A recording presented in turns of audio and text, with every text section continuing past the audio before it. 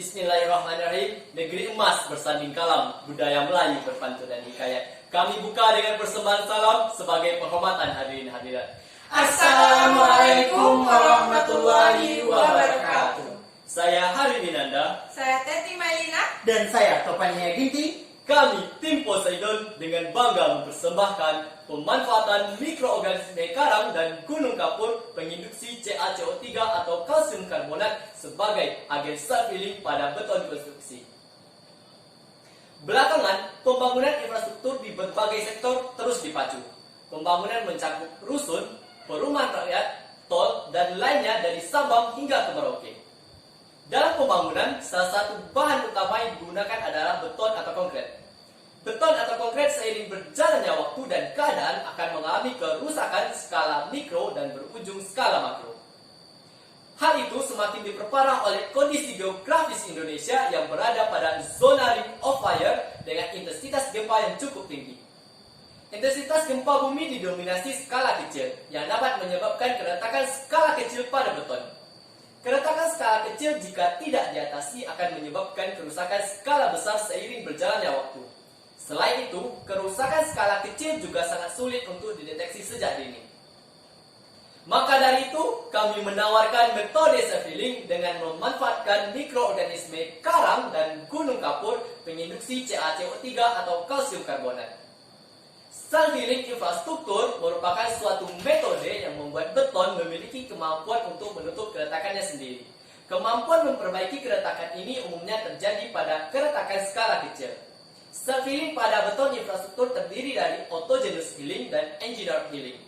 Engineered self-healing merupakan pengaplikasian mikroorganisme isolasi dari alam yang memiliki aktivitas menginduksi CaCO3 atau kalsium karbonat.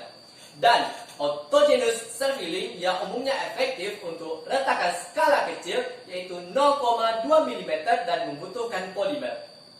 Pengaplikasian self-healing memiliki potensi yang sangat besar. Bahkan Rochani et al. 2016 menyatakan bahwa penggunaan self-healing dapat mengurangi biaya hingga Rp442.725 per meter kubik.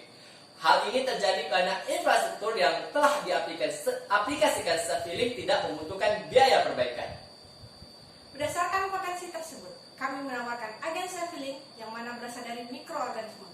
Mikroorganisme mampu menginduksi kristal karbon atau kalsium karbonat seperti kalsit, pterit, dan aragonit.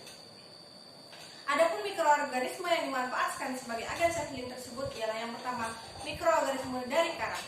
Terumbu karang merupakan sebuah ekosistem yang berada di perairan laut dangkal dan tersusun dari karang yang banyak mengandung kalsium karbonat. Kalsium karbonat dihasilkan dari metabolisme mikroorganisme. Mikroorganisme tersebut biasa dikenal dengan Oceanobacillus sp. Nah, dari kemampuan menghasilkan kalsium karbonat tersebut, kami memanfaatkan mikroorganisme tersebut. Agen self-healing lainnya ialah mikroorganisme yang berasal dari gunung kapur, biasa disebut dengan mikroorganisme karbonoplastik, yang berasal dari jenis Porcina, Bacillus, Brevandimonas, dan Licinibacillus. Keempat mikroorganisme tersebut mampu menginduksi kalsium karbonat. Dari kedua agen tersebut, kami akan memadukan dan memanfaatkannya sebagai agen self-healing pada beton konstruksi. Nah, untuk memaksimalkan potensi dari kedua agen tersebut, diperlukan wadah kapsul, yang mana wadah tersebut kami manfaatkan dari polimer atau hydrogel, yang memiliki peranan sebagai pemenuh kebutuhan energi pada saat menghibernasi mikroorganisme yang akan dikombinasikan pada bahan konstruksi. Sifat polimer yang digunakan haruslah sensitif terhadap goncangan retakan, agar ketika beton mengalami keretakan atau goncangan, itu akan memecahkan kapsul polimer dan mengaktifkan mikroorganisme yang telah dihibernasi. Kemudian mikroorganisme self-healing akan memerankan peranannya. Dari beberapa riset yang telah dilakukan terhadap mikroorganisme penghasil kalsit yang digunakan sebagai agen self-healing pada bahan konstruksi bangunan, maka diperoleh beberapa produk alternatif seperti bioconcrete, biopaint, dan biocoating. Bioconcrete sendiri merupakan salah satu jenis beton yang mana pada bahan campuran semen yang digunakan mengandung kapsul polimer yang berisi mikroorganisme agen self-healing yang akan aktif jika adanya guncangan yang mengakibatkan keretakan pada beton. Kemudian pada biopaint sendiri adalah cat tembok yang memanfaatkan agen self-healing yang sama seperti pada bioconcrete yang mana akan aktif jika adanya guncangan yang menimbulkan keretakan pada tembok. Namun Mikroorganisme agent self healing ini tidak akan aktif karena adanya proses hidrolisis atau selama tidak adanya retakan pada beton, maka agent self healing ini tidak akan aktif. Yang terakhir adalah biocoating. Biocoating merupakan pelapis yang digunakan untuk melapisi beton, terutama pada beton-beton yang sudah tua atau usang, di mana kondisinya telah terdapat retakan-retakan secara kecil. Biocoating di sini berguna untuk melapisi retakan-retakan kecil tersebut pada tembok hingga merapat kembali. Penggunaan bahan konstruksi bangunan yang mengandung agent self healing sangat berguna dan bermanfaat dalam industri konstruksi bangunan karena dapat memperpanjang umur bangunan dan menekan adanya biaya perawatan dari bangunan tersebut. Penggunaan mikroorganisme sebagai agent self healing pada bahan konstruksi bangunan masih memerlukan riset yang sangat panjang seperti yang dipaparkan pada tahun 2022 sampai 2025.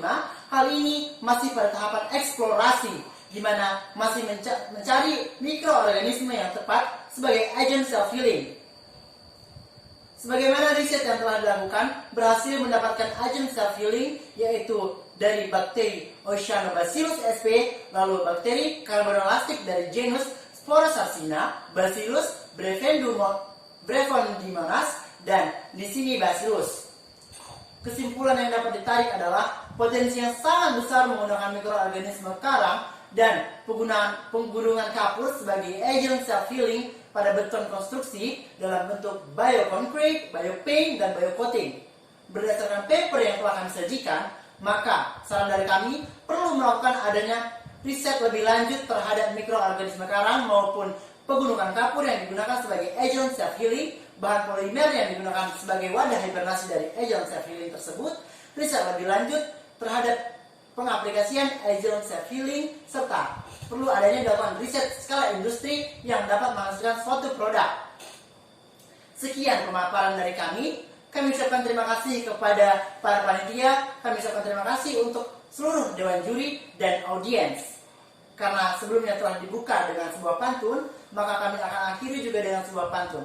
Tahun 89 hidup berdikari, tim Poseidon pamit undur diri. Akhirul kalam kami ucapkan wassalamualaikum warahmatullahi wabarakatuh.